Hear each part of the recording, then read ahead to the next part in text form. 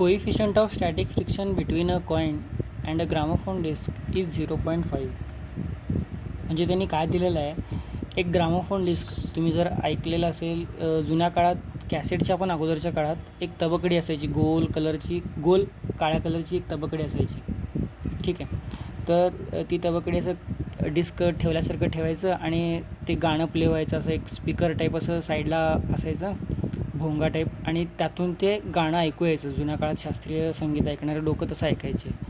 किंवा अजूनही ते असे काही जणांकडे आहेत रेअर रेकॉर्ड्स. तर ते ग्रामोफोन डिस्क आहे, तुम्ही गूगल करून बघू शकता. तर कॉईन आणि त्या ग्रामोफोन डिस्कमध्ये एक कोइफिशियंट ऑफ फ्रिक्शन सांगितलेलं आहे त्यांनी, ते 0.5 आहे. ठीक आहे. तर ते कॉईन त्या ग्रामोफोन डिस्कवरती ठेवलेलं आहे आणि त्या ग्रामोफोन डिस्कसोबत ते फिरणार आहे आता. ठीक आहे. Radius of disc is 8 centimetre. जी डिस्क आहे, डिस्क म्हणजे कोण, जी ती तबकडी आहे ज्याच्यावरती आपण कॉईन ठेवणार आहे, तर त्या डिस्कचं जे रेडियस आहे ते 8 सेंटीमीटर आहे. ठीक आहे. Initially the centre of the coin is 2 centimetre away from the centre of the disk.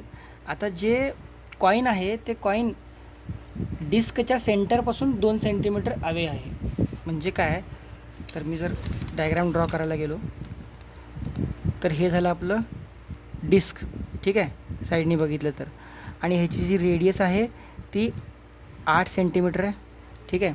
आणि ह्याच्या सेंटरपासून 2 सेंटीमीटरला कॉईन ठेवलेलं आहे. ह्याच्या सेंटरपासून ह्या कॉईनचं जे सेंटर आहे ते 2 सेंटीमीटर हवे आहे, असं त्यांचं म्हणणं आहे. ठीक आहे. त्यानंतर काय म्हणलं आहे, at what minimum frequency will it start slipping from there. अशी कोणती कमीत कमी फ्रिक्वेन्सी असेल, म्हणजे कमीत कमी फ्रिक्वेन्सी म्हणजे काय, की अशा कोणत्या फ्रिक्वेन्सीला ते आपल्याला सोडून जाईल, म्हणजे हे कॉईन घसरेल ह्या ग्रामोफोन डिस्कवरून. हे ग्रामोफोन डिस्कवरून कॉईन घसरेल म्हणजे काय, ह्या कॉईनला आपण जर याच्यावरती ठेवलं तर हे कॉईन ह्या डिस्कसोबत असं सर्क्युलर मोशन करेल. सर्क्युलर मोशनला काय गरजेचं आहे असं मी म्हणत होतो, सेंट्रिपेटल फोर्स गरजेचा आहे. मग इथं ह्या कॉईनला सर्क्युलर मोशन करण्यासाठी जी सेंट्रिपेटल फोर्सची गरज आहे, ती सेंट्रिपेटल फोर्सची गरज कोण पूर्ण करतं आहे, तर ह्यांच्या दोघांमध्ये असलेला फ्रिक्शनल फोर्स जो आहे तो ह्या कॉईनला फिरण्यासाठी मदत करतो आहे. बघा ना, जर ह्या कॉईनमध्ये आणि ह्या डिस्कमध्ये फ्रिक्शनल फोर्सच नसेल तर हे घसरलं असतं ऑटोमॅटिकली. हे जे सरफेस आहे ना हे डिस्कचा, हा ह्या कॉईनला चिटकून राहतो आणि त्याला फिरवतो गोल. मग एका लिमिटपर्यंत फिरवतो. अशी एक लिमिट येते, जर आपण ह्या डिस्कची स्पीड वाढवली तर त्या एका स्पीडला हे कॉईन सरकतं. का, तर सेंट्रिपेटल फोर्सची जी गरज आहे ती स्पीड वाढली की सेंट्रिपेटल फोर्सची गरज पण वाढते. पण फ्रिक्शनल फोर्स तर वाढू शकत नाही, फ्रिक्शनल फोर्स तर लिमिटेड आहे.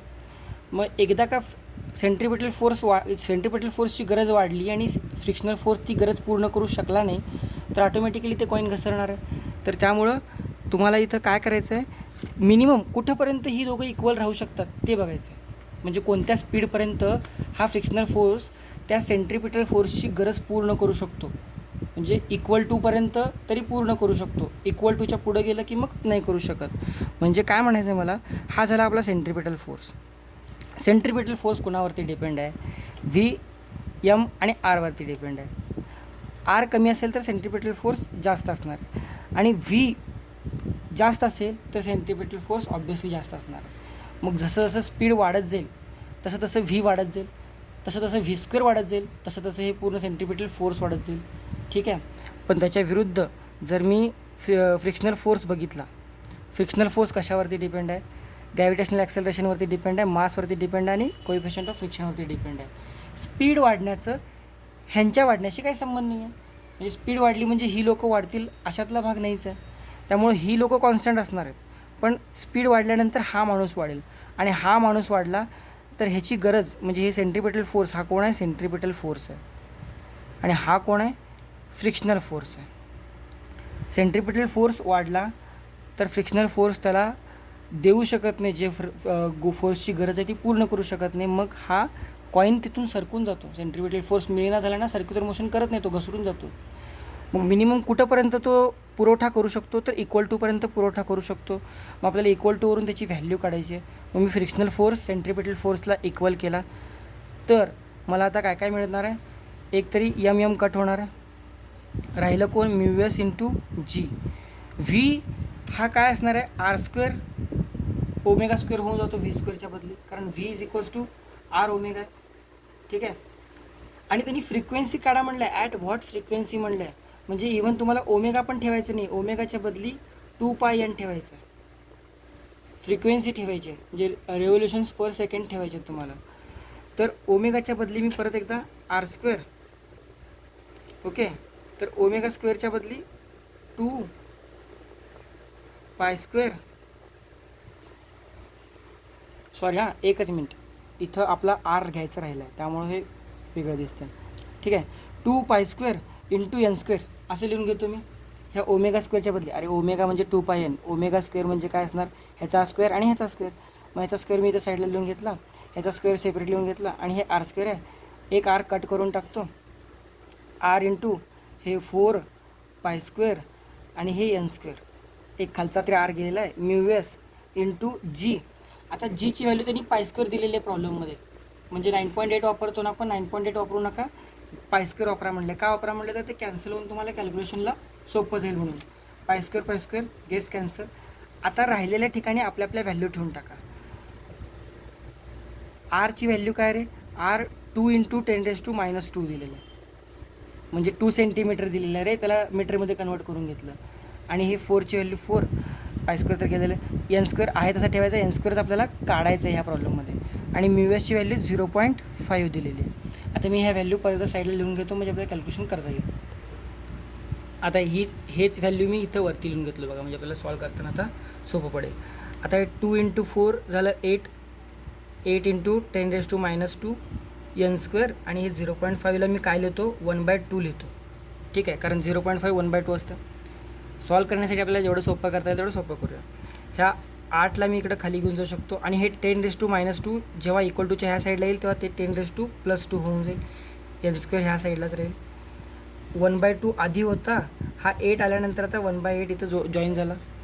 आता ह्या दोघांचा गुणाकार म्हणजे 1/16, हे 10⁻², आणि हे एन स्क्वेअर. मी जर रूट घेतला तर हे 1/16चं होईल 1/4, 10 स्क्वेअरचं होईल 10, आणि एनचं. सो ह्या 10ला जर मी 4ने भाग घातला तर N is equals to 2.5 hertz म्हणा, RPS म्हणा, काय म्हणा, N is equals to 2.5 hertz आलेलं. ठीक आहे. तर ही यांची व्हॅल्यू झाली. मग आता काय म्हणायचं आहे की यांची व्हॅल्यू 2.5 असेपर्यंत, यांची व्हॅल्यू 2.5 असेपर्यंत हा कॉईन ह्याच्यासोबत चिटकून राहील. जर यांची व्हॅल्यू वाढली तर हा कॉईन निघून जाईल. यांची व्हॅल्यू ह्याच्यापेक्षा कमी असेल तरी पण सोबत राहील, यांची व्हॅल्यू इक्वल टू असेल तरी पण सोबत राहील. पण यांची व्हॅल्यू या 2.5च्या बदली जर 2.6 हर्ट्ज झाली तर मात्र हा कॉईन निघून जाईल. 2.4 असेल तर चालेल, 2.5 असेल तरी पण चालेल. म्हणून आपण ते इक्वल टू केलं की कमीत कमी कोणत्या व्हॅल्यूला, म्हणून त्यांनी क्वेश्चनमध्ये म्हटलेलं आहे at what minimum frequency it will be, ते सोबत राहील आपल्या, म्हणजे कुठल्या फ्रिक्वेन्सीला स्लीप होईल म्हणजेच काय, तर कुठल्या फ्रिक्वेन्सीपर्यंत सोबत राहील, ते कॉईन आपल्यासोबत कधीपर्यंत राहील आणि ते कॉईन आपल्याला कधी सोडून जाईल, हे दोन्हीची व्हॅल्यू एकच असणार ना रे. बघा की 2.5ला सोडून जाते म्हणतात, म्हणजे 2.5च्या पुढे गेलं तर सोडून जाते, 2.5च्या आत असेल तर आपल्यासोबत राहते. म्हणजे 2.5 तुम्हाला व्हॅल्यू एक फिक्स करावी लागते इक्वल टू करून. ठीक आहे. तर त्याच्यानंतर त्यांनी एक सब क्वेश्चन विचारलेलं आहे त्या क्वेश्चनमध्येच. आता हे झाले पहिल्या प्रॉब्लेमचं व्हॅल्यू की कोणत्या फ्रिक्वेन्सीला ते स्लीप होईल, इथून ते स्लीप व्हायला चालू होईल, 2.5च्या पुढे गेलं तर ते स्लीप व्हायला चालू होईल कॉईन. तर पुढं काय विचारलं तरी by what factor will the answer change if coin is almost at the rim. म्हणजे आता कॉईन कुठं होता, 2 सेंटीमीटरला होता, तर तुम्हाला हे सगळं इक्वल करून हे व्हॅल्यू मिळालं. म्हणजे तुम्ही इक्वल करून ह्या व्हॅल्यू काढल्या, आर कुठला घेतला, 2 सेंटीमीटर घेतला, तर ही जी यांची व्हॅल्यू आहे, ह्या यांची व्हॅल्यूमध्ये किती फरक येईल जेव्हा हे कॉईन ऑलमोस्ट ॲट द रिम असेल, म्हणजे ॲट द एंड असेल. जेव्हा हे कॉईन पूर्णपणे एंडला असेल, इथं असेल ना, तर त्यावेळेस तुमच्या यांची व्हॅल्यू कितीने चेंज होईल, म्हणजे किती होईल. ठीक आहे, पण किती होईल काढलं तर कितीने चेंज होईल तुम्हाला काय काढायला एवढं सोपं आहे, प्रॉब्लेम काय नाही आहे. मग मी काय करतो, परत तेच फॉर्म्युला घेतो सगळं. म्यू एस इंटू जी करतो आणि काय राहतं आहे आर ओमेगा स्क्वेअर राहतं आहे. बघा तुम्ही इथं करून बघा, ह्याच्यावरून तुम्हाला कळेल. मग इथं आर जे आहे ना, आता आर मी आता 2 × 10⁻² नाही घेणार, 8 × 10⁻² घेणार. का बरं? कारण आता मी हे कॉईन इथं ठेवून त्याचा विचार करतो आहे. ह्या ठिकाणी ठेवल्यानंतर यांची व्हॅल्यू काय येईल असं काढा म्हणलेलं आहे त्याने. मग ओमेगा स्क्वेअरच्या बदली 2 स्क्वेअर, पाय स्क्वेअर आणि एन स्क्वेअर हे आहे तसंच. जीची व्हॅल्यू परत पाय स्क्वेअर, ठीक आहे. आणि म्यू एसची व्हॅल्यू परत 0.5. ह्या बाकीच्या कुठल्या गोष्टी चेंज नाही होणार, आर चेंज होईल फक्त. मी इथला फॉर्म्युला फक्त इकडं घेऊन आलेलं बघा, ठीक आहे. इथला फॉर्म्युला इथं घेऊन आलेला. मग आता काय काय कॅन्सल होतं आहे, पाय स्क्वेअर कॅन्सल, ठीक आहे. आणि परत एकदा तीच गोष्ट, फक्त इथे येताना थोडीशी व्हॅल्यू जास्त येईल. हे 0.5च्या बदली 1/2, हे 1/8 इकडं आणि हे 1/4 परत इकडे. हे 4 स्क्वेअर आहे ना, 2 स्क्वेअर आहे ना, 4 होतं. हे 4 इकडच्या साईडला आल्यानंतर 1/4, हे 10⁻² इकडच्या साईडला आल्यानंतर +2 आणि परत शेवटी इकडं एन स्क्वेअर राहतं. मग परत हे 1/64 × 10⁻² एन स्क्वेअर येतं आहे. स्क्वेअर रूट घ्या 1/8 आणि हे 10 = एन. आता हे जर तुम्ही कॅल्क्युलेट करून बघितलात तर तुमची व्हॅल्यू येते 1.125. 10/8 करून बघा, 1.125 येतं एन. मग आता तुम्ही जर नीट लक्ष दिलात, एन = 1.125 हर्ट्ज, ठीक आहे. ह्याला ×2 करा तुम्ही. हे जे नवीन न्यू आहे ना, हे N2 म्हणायला, ह्याला जर तुम्ही ×2 केलात, 1.125 ×2 केलात तर तुमचा आन्सर 2.5 येतं. म्हणजे ही जी फ्रिक्वेन्सी आहे ह्या फ्रिक्वेन्सीच्या निम्मी आहे. म्हणजे ही फ्रिक्वेन्सी ह्याच्यापेक्षा डबल आहे. व्हॅल्यूवरूनच कळतं ना, ह्याला डबल करा हे मिळतं आहे, ह्याला हाफ करा हे मिळतं आहे. मग किती फॅक्टरने चेंज झालं, तर जे नवीन N2 आहे माझा, N2 जे आहे ते N1पेक्षा डबल आहे किंवा N1पेक्षा हाफ आहे. नवीन जी फ्रिक्वेन्सी आहे ते N1पेक्षा हाफ आहे. N1 किती आहे? 2.5. N1चा हाफ करा 1.125 येते. म्हणजे नवीन फ्रिक्वेन्सी जुन्या फ्रिक्वेन्सीच्या 1/2 आहे, निम्मी आहे. हे इथंपर्यंत ठीक आहे. मग आता काय म्हणायचं आहे मला, सुरुवातीला कॉईन 2 सेंटीमीटर होता, तर त्यावेळेस ह्या फ्रिक्वेन्सीपासून ते लांब जाईल. ह्या फ्रिक्वेन्सी 2.6 झाली तर कॉईन घसरेल, 2.5पासून घसरायला चालू होईल किंवा कॉईन 2 सेंटीमीटरला असल्यानंतर. तेच जर कॉईन 8 सेंटीमीटरला असेल, म्हणजे डिस्टन्स 4 पटीने वाढला. बघा नीट लक्ष द्या, हे पॉईंट, डिस्टन्स 4 पटीने वाढला तर फ्रिक्वेन्सी जी लिमिटिंग फ्रिक्वेन्सी ती निम्मी झालेली आहे, ठीक आहे. हे का झालेलं आहे ह्याचं कारण तुम्ही शोधू शकता. म्हणजे कोणत्या क्वांटिटी कशा डिपेंड आहेत. काही क्वांटिटी स्क्वेअरने डिपेंड आहेत, काही क्वांटिटी डायरेक्टली डिपेंड आहेत. इथं 4 पटीने वाढलं आहे तर इथं निम पटीने कमी झालं आहे, ठीक आहे. ह्या प्रॉब्लेमला सॉल्व करायला एवढा वेळ लागत नाही आहे, हे प्रॉब्लेम समजून घ्यायला एवढा वेळ लागतो. कधी पण एक प्रॉब्लेम म्हणून अभ्यास करत जाऊ नका. त्याच्यामागं कोणत्या गोष्टी आपल्या कन्सेप्ट क्लिअर होतात त्या बघत चला. आणि ह्या प्रॉब्लेममध्ये काही डाऊट्स असतील तर विचारा. पण हा जर व्हिडिओ समजला नसेल तर एकदा फ्रिक्शनचा जो पार्ट आहे, फ्रिक्शन आणि centripetal force, friction as a centripetal force म्हणून मी एक व्हिडिओ टाकला आहे, 2ऱ्या का 3ऱ्या नंबरला व्हिडिओ असेल तो एकदा व्हिडिओ बघा आणि परत ह्या व्हिडिओला या, ठीक आहे.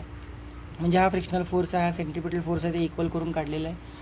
रिपीटमध्ये बघितलात तर नक्की समजेल, ठीक आहे. काही अडचणी असतील तर पाठवत चला.